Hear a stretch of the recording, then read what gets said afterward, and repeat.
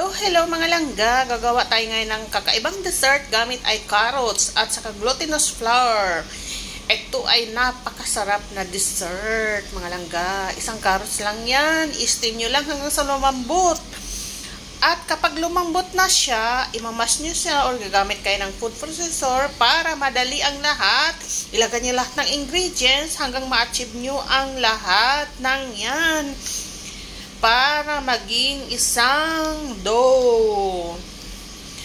Okay, mga langga, ganito siya, ha? Dadagdagan nyo lang ng glutinous flour hanggang maging ganito siya, no? Asa gagawa tayo ng mga bola-bola. Ididip nyo lang siya sa water para kakapit yung sesame seeds para hindi maghiwa-hiwalay kapag ipiprito nyo na ito. So, gagawin nyo ang lahat ng yan, one by one, bago nyo siya ipiprito. So, ganito na siya mga langga. Kapag siya ay lumutang na, kapag lutang na siya at brown na, it means luto na siya. Yan ang sign kapag luto na siya mga langga. See?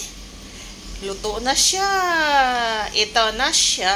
Napakasarap na dessert para sa lahat. At kakaiba ito. Hindi ito para yung, you see? Ganito siya mga langga, napakakunat at napakasarap. Pag kinakain mo to habang mainit, oh wow! Malalasan mo talaga yung carrots niya at napakasustansya pa.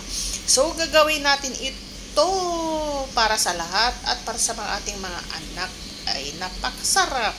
Tingnan mo naman, napaka-sticky niya. So, lahat ng to ay